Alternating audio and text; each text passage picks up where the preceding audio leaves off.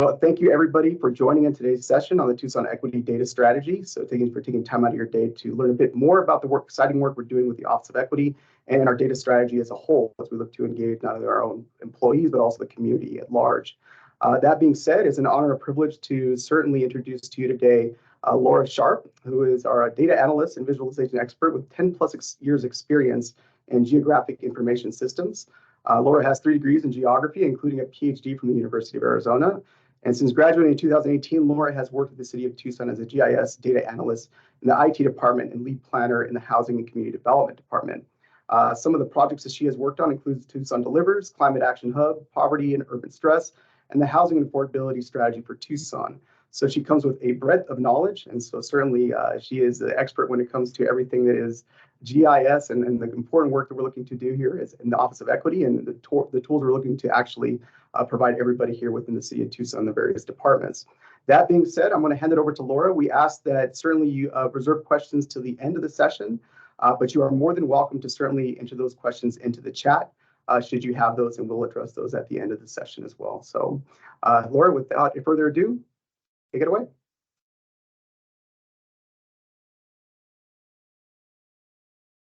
Thank you, Javier, for that great introduction. Always kind of makes you blush to hear people talking about you. Can everyone hear me okay? Someone give me a thumbs up. Heck, Yes, yep, awesome. We can see you. We can hear you. Awesome. All right, so I'm really excited to talk to you today about the Tucson Equity Data Strategy. It's something that we've been working on kind of since I started at the Equity Office back in September, but it really picked up steam in January and February. And now we're really rolling along. So it's about the time where we want to get feedback. And so I really appreciate you all being here and any feedback that you can give us on the project. I would also like to take a minute to acknowledge this is not just an Office of Equity project, it's also being worked on by the Demographic Data Working Group. And I know that there are some of you on the call, so I was hoping that some of you could turn on your cameras real quick and introduce yourselves. I want these people to be recognized because they are really doing a lot of the lifting that will go into making this happen, but they might not be. Let's see, Vlad, yes. James. Yeah, I'll just start. I'm Vladimir Berg. I'm a JS data analyst for the IT department.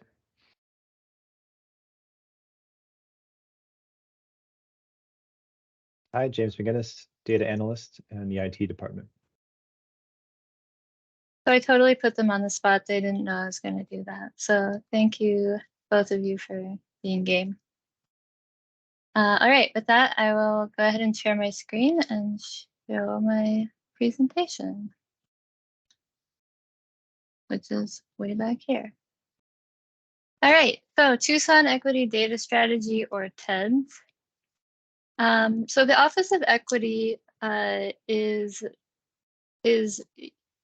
been started by the City of Tucson to make sure that all of our policies, practices, programs are equitably distributed to all of the people, regardless of race, ethnicity, gender, sexuality, or any other characteristic that might describe a person. In the City of Tucson, Mayor and Council have defined equity as meaning that our policies, policy-making processes, delivery of service, and distribution of resources account for the different histories, challenges, and needs of the people we serve. So to do that, data is key.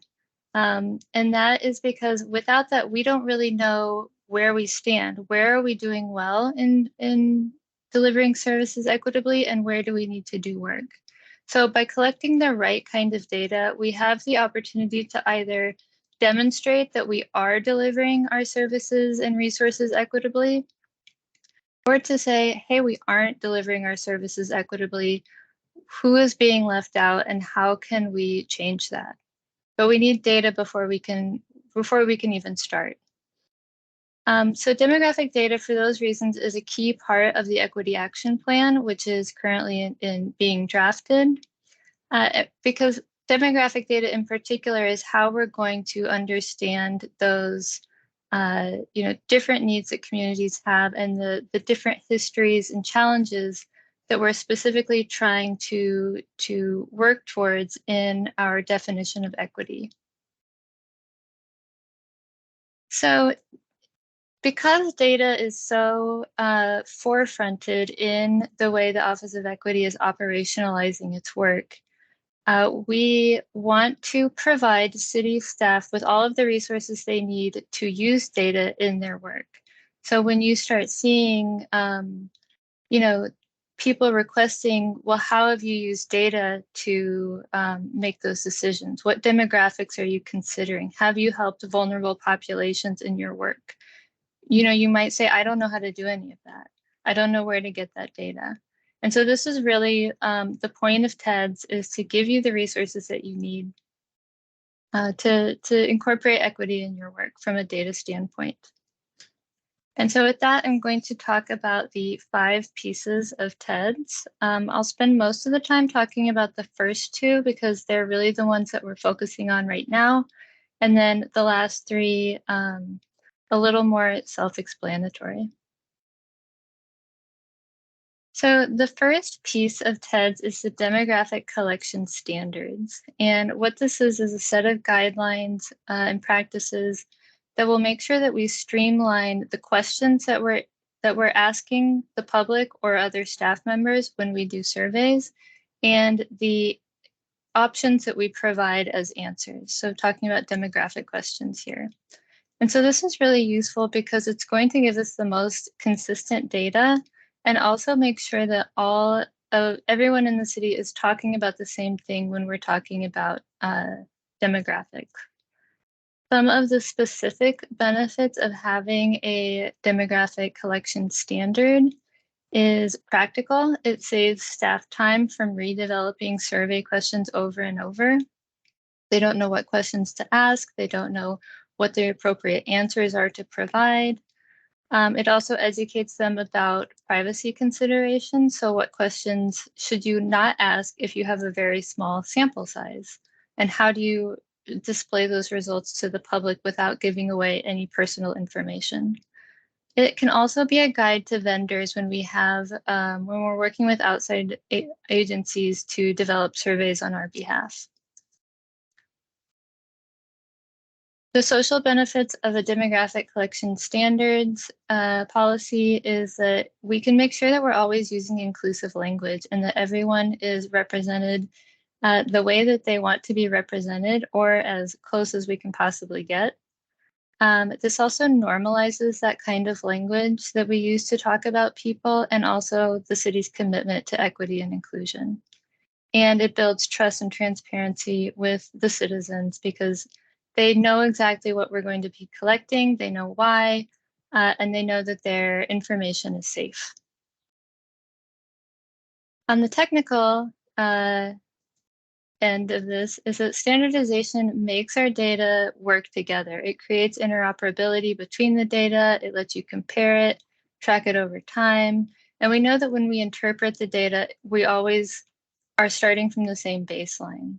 It also makes it possible to do certain kinds of scripted tools that will speed up our work. So data transformation tools, which will take in survey data, process it, and push it back out in a format that's more usable, and analysis tools so that we can develop a set of methodologies that we know is a good way of analyzing data to understand equity, and that we can automate that and do it over and over again, make it repeatable.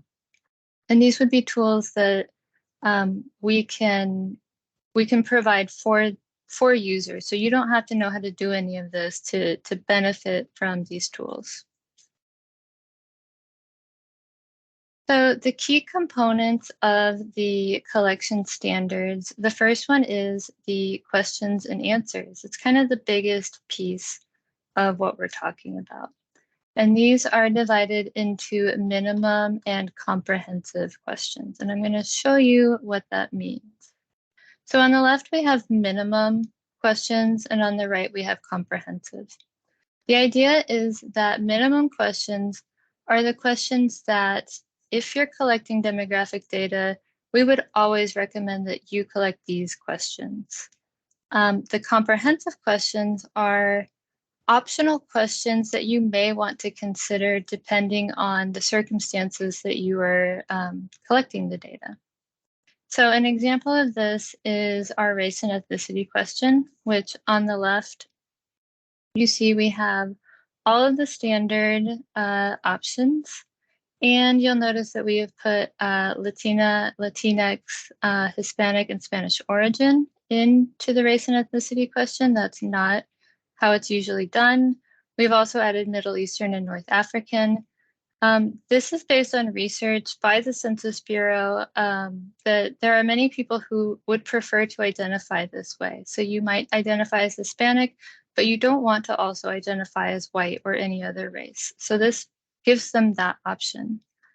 Following the race question on the minimum side, you have the option for Hispanic origin. And this is because Tucson has almost 50% Hispanic population. So this is a group that we really want to understand the nuances of. On the right, a comprehensive version of the race and ethnicity question has all of the same categories here, but when you click on one here, it filters the ethnicity question that follows to add specificity to the category you previously selected. In all of these, you can select more than one, and it has the same Hispanic origin questions as the other question. Another question that I want to call attention to is the gender question. This is one that we've spent a lot of time thinking about. And what we've done here is, in order to normalize the idea of choosing to answer as transgender, we don't want to have a question where someone has to select two options. So I am a man and I'm transgender, or I am a woman and I'm transgender. Whereas someone who's not transgender only has to click one question or answer one question. And so the goal of this is to have all of the formats be the same. So if you're a man and you identify with the gender of birth, then you are a cisgender man. And so that also normalizes that language. And this is something that in our survey so far we've received feedback on, and we've incorporated that feedback into the question that you see now. On the minimum option, you do not have the option of entering your own identity as you like to self-describe. And on the comprehensive, you have this option. And the reason that this is a separate question and not part of the original question is that from a data standpoint, entering a lot of different combinations of words, kind of infinite numbers of ways that people can identify, there's really no useful way of analyzing that data. And so in a lot of ways, we're not using it for anything if we can't analyze it. So having this first question helps us group the answers into manageable chunks, and then we can add that specificity. The next one I want to highlight is age, which is small, it's over here. They both have age. And age and income are unique because right now we're asking for raw numbers rather than categories. This is done in surveys on occasion, but the more standard thing to do is ask for categories. And the reason that we're doing that is because you just have way more robust analysis options when you have raw numbers. And we would like to preserve that as much as possible. Other than that, the last one I would like to talk about is the location question, which I have am showing here as a map. If you use survey 123, You always have the option of including a map question. If you are using a survey designer that doesn't have that, you can ask for cross streets. And what makes the map question unique and why I'm highlighting it is that it's sort of standard practice in the city of Tucson to ask for zip codes. And it's really bad practice. And I want to talk a little bit about why I really push back on collecting zip codes and why I really hope that you all would embrace the idea of collecting point data for surveys instead of zip codes. And so what we're looking at here is a map of zip codes, and it is symbolized by median income. And you can see, of course, that there's sort of lower income in the west side and higher income in the east. It's going to load, trickle in slowly. And I want you to focus on, let's say, 85719. So right now it looks like it's 39,000 median income. But what zip codes do is they hide a lot of variability in that area. It's a region that's not political, it's not cultural, it has no meaning to us other than that it's a large area in the city. And when we turn on, that one's already turned on. When we turn on tracks, what you see looking at that 85719 is that we have census tracts where this green one right here, it's loading very slowly, but it's 75,000 median income, is right next to a tract that's 23,000 median income. And that might look like it's unique to the university. Of course, the students are skewing the answers, but it's really not, because when you look at 85713, the zip code here, we have an 81,000 and a 27,000. And so this is just looking at income, but we would see similar things for race and ethnicity, age, any of these things. So when we collect it as points, we're able to get that nuance. The other thing about not collecting at zip codes or at any sort of polygon boundary, which is what that is that when someone wants you to map your data according to some other boundary, unless you do GIS, this is going to be really difficult because zip codes span numerous wards, for example. That's what I'm showing. So if your boss asks you, hey, we need to make a map of our survey responses for council members, and they all want to know how many people responded to the survey in their ward, you're going to have to calculate the percent of each zip code, the land that is in that zip code, the overlays with the ward, and bring all of those into the ward layer. And you're going to have to do that for every zip code that intersects. And it's not really that easy, and it's kind of it's a pain. So the benefit of point data in this regard is that you can summarize it to any level that you want. So if you really do want zip codes, you can summarize your point data to zip codes. You can summarize it to wards. You can summarize it to neighborhoods. And so, for example, I have taken some point data for, let's say this is my imaginary survey.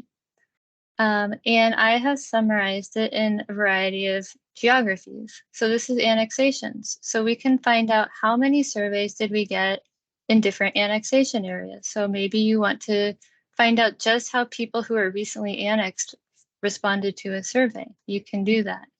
Maybe you are working with neighborhood associations or a council member who is really involved in neighborhood associations, and you want to look at survey responses for a particular neighborhood. This is the same data visualized in a different geometry. Again, very difficult to do if you collect everything at zip code. The other thing is that you can summarize the data for maybe a specific project.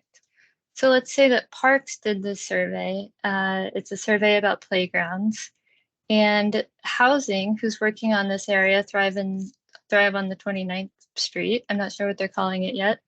And they want to know just the selection of people who live in their planning boundary. then you can do that. You can summarize just the people in the Thrive zone. And so what that does is it makes our surveys cross-departmental. We can collaborate better when we can use the surveys for multiple purposes. And this is one of the ways of combating survey fatigue, which we hear all the time. So that's sort of the major benefits. The other thing is that one of the things I hear is that, well, I don't want to show where I live. No one wants to show where they live. It's uncomfortable. So if you look at the exact wording of the question as it is in the survey, it says the closest place you are comfortable sharing or your nearest cross street. So first of all, that on its own limits the data to only what the person is comfortable sharing. The next thing that you can do, thinking about those different ways of displaying data for privacy, is you have the option of turning on scale dependencies. So when I zoomed in, all the data disappeared. And when I zoom out, there it is. This gives you a general picture of the responses without having to, get too detailed into where anyone lives. The other thing is that you have a way larger variety of visualization options. So this is that same data in clusters. You can get a really quick picture that most people said, they like playgrounds, but there's only a few people on the edges who don't like playgrounds, or whatever the survey is measuring. You also have options like cluster pies, so you can see the answers to the survey on the map in clusters. And again, these all have scale dependencies. So as you zoom in, you cannot see where they live. And then heat maps, everyone loves a heat map. You can zoom out, see where people are responding. And then there's kind of a really funky one called binning. So you just have way more options when you collect data as points. So that's the questions. Kind of a big piece, so I spent a little extra time on it.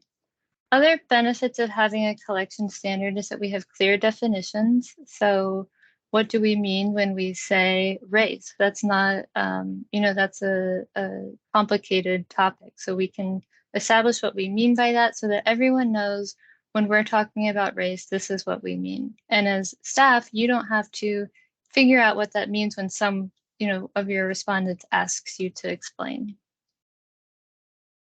It also, like I said, gives you confidentiality and privacy guidance. So this is one, how you should collect and disseminate data to maximize privacy, and also language that you can use in your survey so that respondents feel like they can trust you, that they know that their data is being handled well.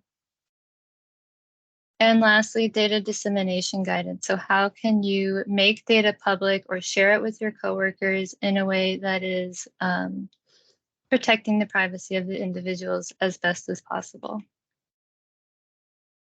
So other than those things, we'll provide a few other pieces that will go into the collection standards, or really the TEDS toolkit. And those are guidance and resources. So under guidance, we would help you understand, when do you collect demographics? Do you always need to, or are there cases where you don't need to? How do you choose between those minimum questions and the comprehensive questions?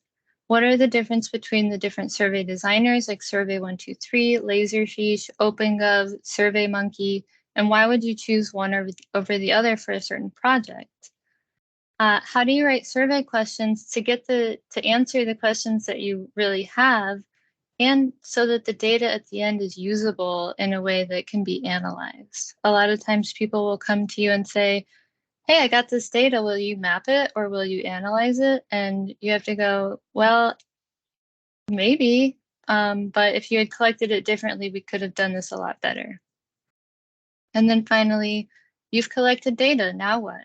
So what can you do with the data? How can you bring it into Excel, bring it into GIS, bring it into Power BI dashboards, display it, make a PDF map of it, whatever it is that you want to do, we can help provide that guidance. Additional things that will come with this are resources, so training resources. Where can you go to find how to do these things? Like what are the best tools that we have available for learning in the city and also external? And these would be vetted sources. Survey 123 web templates. So all of the questions that I showed you so far, those were in Survey 123. It's really my preferred template, but we can expand our guidance to include the other designers as well.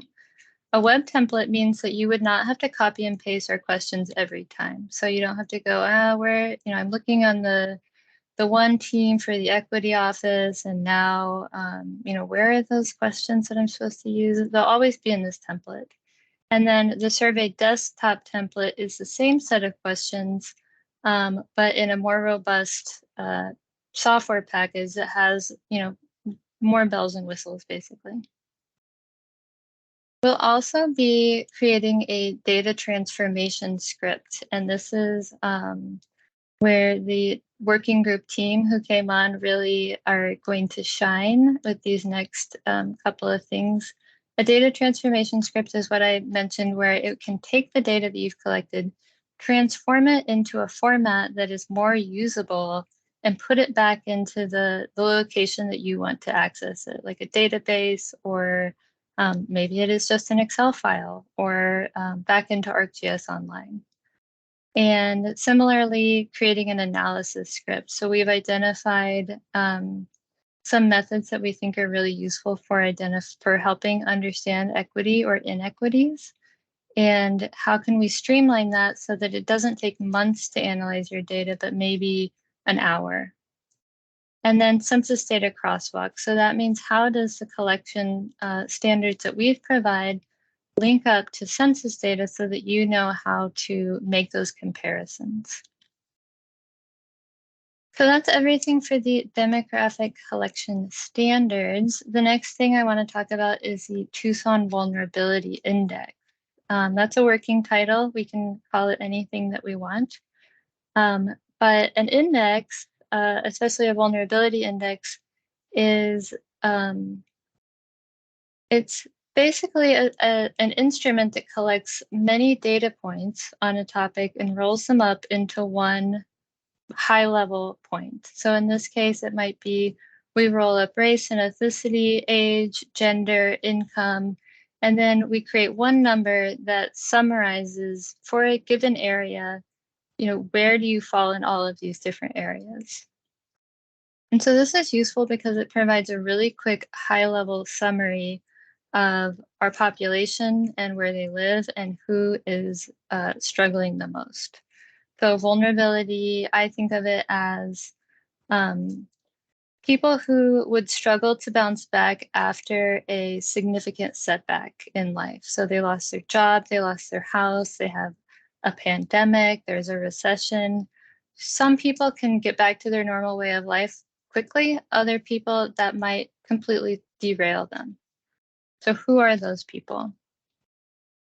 And since it's kind of abstract, I've provided a few examples of vulnerability indices that we're already using in the city.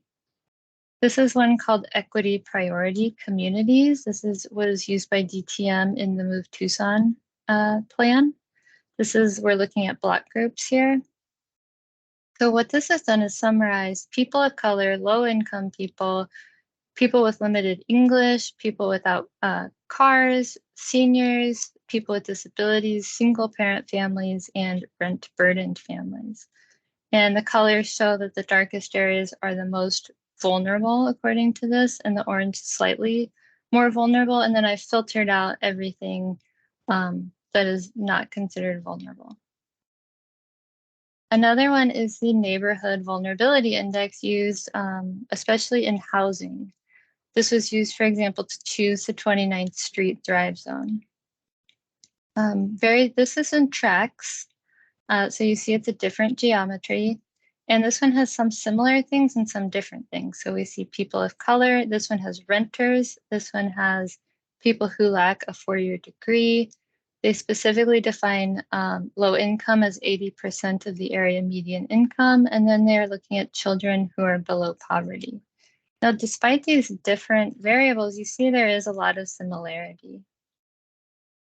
And lastly, the tree equity index. And this is not simply a vulnerability index because it combines tree canopy and climate, but it's still a really good example because this is the tool that the mayor's office is using in Storm to Shade. They're using to prioritize where do we plant trees.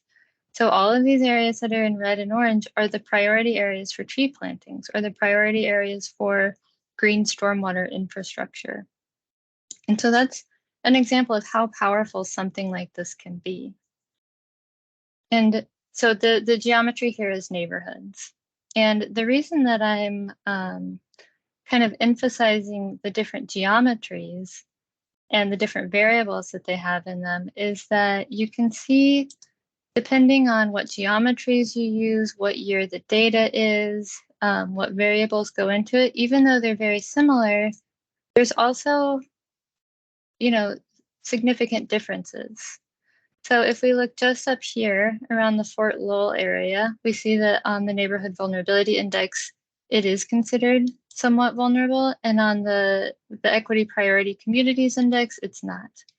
So you can imagine a citizen in this area going, hey, why aren't my road pavings being prioritized? There was a study done and I know that I'm considered vulnerable because I saw it on the city's website. Or a council member says, hey, this area needs to be included. It's considered vulnerable. And you have to say, well, actually, we define vulnerability differently. And we only use block groups and we only use data from 2018 because that's the last time our vendor updated it and we don't have any plans to update it again.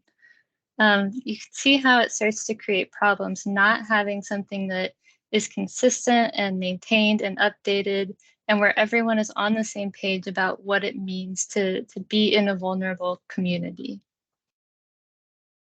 So I've kind of touched on all of these, but benefits include enhanced collaboration. If we have this shared framework, we can start to coordinate those efforts. So housing and transportation can work together because we know we're focusing on the same communities. It streamlines decision making. So thinking of that council member or other city leadership, they're not going to have to learn a new index for every department and say, well, I'm working with parks, so where's the parks index? How is it different from the housing index? It just makes it easier for everyone to understand. It creates a comprehensive approach. So every department brings something different, whether it's focusing on not having a vehicle or it's focusing on being housing cost burdened. But when we bring a little bit of all of these perspectives, we get a holistic understanding of what vulnerability is in Tucson. Efficient resource allocation. So if every department is building their own index, it's going to be, sorry, I just got a ping. It's going to be really resource intensive and you're going to waste a lot of people's time maintaining that and they're never going to be able to stay on top of it. And lastly, consistent messaging. So this lets everyone, all the public know what do we mean by vulnerability. It shows that we have a consistent and systematic approach, and it helps everyone, all of the staff, know what we're doing and why we're making the choices we're making. So the timeline for this, and I just realized my time in the presentation is running out, but so in March, we determined the preliminary variables. Right now, we're working on engagement. So you've probably seen a survey go out that we would love for you to take and to share with everyone you know. In June through August, we'll be doing a second phase where we're going to ask people to weight all of those variables of relative importance. So maybe being in poverty is more significant than not having a car. September, we'll build the index and release it. And then in the future, we'll work on something called an opportunity index, which is different from a vulnerability index.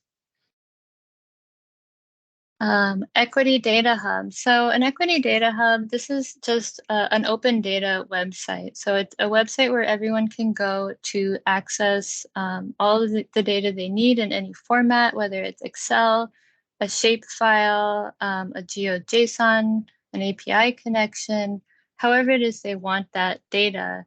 And what makes this unique is that we're going to provide census data in every possible geometry that the city might be interested in. So if you want ward data, neighborhood data, tract data, annexation data, you can find out the population characteristics in any of those geometries, and it will be maintained. So we're working on an automation script that will make sure that that data is updated whenever the data is updated by the Census Bureau, or whenever the city boundaries change. So if we annex a new area, that script will ping and it will reprocess that data. This will also include aggregated police incidents. Lastly, a census infographic, not lastly, fourth, a census infographic and report tool. This is going to be really useful for a lot of people because it lets you generate your own infographics. So this is kind of a beta version. You can select a point on a map. Bear with me, demos never work on the fly. So we can say we want to find all of the information within 1, 3, and 5 miles of this area. And we say we want to run, or we say apply, and it's not working. Okay, so it's a beta version, but what it will do is give you city branded infographics, and we can work with your department or your program to tailor those to whatever it is that you want to learn the most about. And lastly, the demographic data toolkit. So that is all of the resources that we've already talked about, plus anything that you think would help make this easier for you. So things we already talked about, choosing the right survey designer, how do you work with geographic data, how do you visualize data, how do you format it in a way that's useful, what are the appropriate analysis techniques, and how can we automate that analysis? And then lastly, timeline. So September, we brought the team together. I came on board, the demographic data collection working group assembled. November through March, we met with departments and programs to talk to them about data. What census data do you use? What demographics do you collect? What do you wish to use? We made that prototype of the census app, and it worked and everyone liked it. And now we're in engagement phase 1. So we're getting feedback from community groups, from staff, from just citizens on the collection standards and the vulnerability index. Next, we'll be doing the feedback on the weights of the vulnerability index. And September, we'll be testing and finalizing all of this. And in October, we're hoping to launch the data hub, the vulnerability index, the app, and release all of the standards and some of the toolkit components that will be most essential upfront. And between October and December, we'll continue to refine that, show people what it is, put more tools out to help use it. And in January, start TEDS phase 2. I'm not sure that that's what we're calling it, but that will be where we start to track metrics for equity for the city of Tucson. So, what are citywide goals? What are departmental goals? How can we use the vulnerability index to do that? Things like that. All right, so I rushed through the end so that we can have enough time for questions and answers. And so I'll switch to that. All right, everyone. So at this time, we'll have the last remaining 20 minutes for any questions that folks might have. Davida, you have your hand up. If you want to go and ask your question, you can also enter your questions in the chat if you'd like. Yes, thank you. And thank you, Laura, for the presentation. And I've been really interested in this since I've learned about it. But one of the concerns I have, and it just happened weirdly to me when I updated Sunvan service area, we actually leave the city limits on occasion. And so I need to be able to still access that data that we've collected that are outside the city limits. So the weird thing that happened to me was when I updated the Sunvan service area, it clipped to the city limits.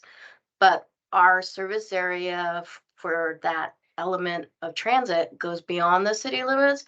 We collect data beyond the city limits, and I would really love to use this for what we're working on within the city, but I've got to see how it works just beyond. So maybe we can partner with the county if the area is part county, part city, and so we get the whole area taken care of. So that's, I guess, more of a comment than a question, but how are we going to work with all that survey data that we collect that just happens to leave the city? So survey data, we can still, so we will be creating census data for all of the geometries that you see here, from the US to Arizona to Pima County, City of Tucson wards, all the way down to very specific geographies like plan boundaries. And so I'm looking at this left-hand column. And so you should be able to, demographic data, you can collect it anywhere. You shouldn't be losing that data. It shouldn't be clipping to the city.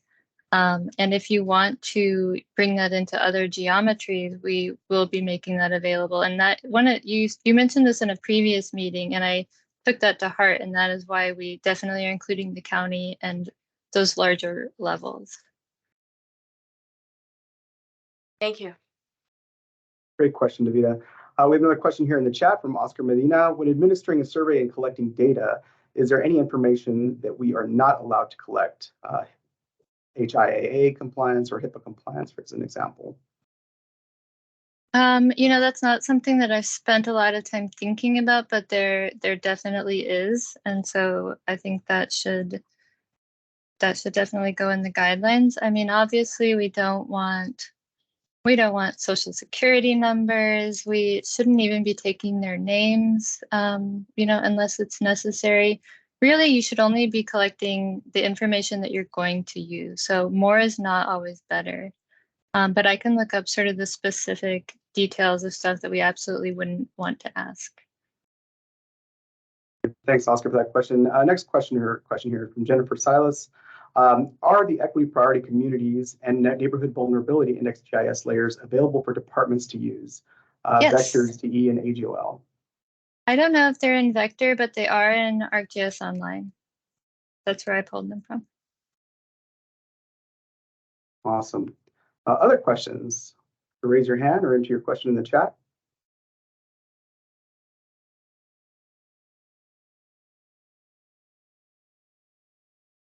We also had questions that were submitted with the registration, and let me pull those up real quick. So what are different methodologies that the department is using to measure equity strategies for the city? So thinking about this question, I did kind of touch on this. Right now, we don't have equity strategies in place yet because we're still working on the equity action plan. And when we get that rolling, that's going to be the key, guiding document on what metrics we are tracking on. And we'll be working with departments to find out what the best metrics are to be using.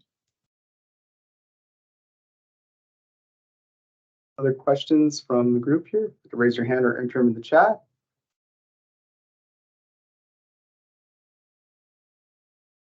All right, I'm not seeing any other questions, so we certainly thank everybody for your time today again to attend today's session. Again, this session is recorded, so we will be making that available after this meeting today, or this informative session. Laura, thank you so much for doing such a thorough overview of the TEDS, our data strategy we have for our equity office, so we do greatly appreciate it. Again, if you have any questions, if something does come to mind after this session, feel free to email Laura directly. You can also email our office at equityoffice@tucsonaz.gov. And I'll drop that information in the chat so you do have those emails. I think Laura was going to share one link with everybody here at the end. So if you guys want to take a look at that survey, if you've not had the opportunity to fill it out, we'd certainly love to gather your support and input on that. So please do click that link in the chat and take that survey for us. With that, I thank everybody again for your time, and everybody have a wonderful afternoon and rest of your week, okay? I just want to jump in real quick and say, even if you didn't want to ask your question in chat, I really do appreciate any feedback. If you want to send it over email or give me a call, and definitely fill out that survey, have your friends and family fill it out, put it out to your community organizations so that we can make sure that this is really representative of people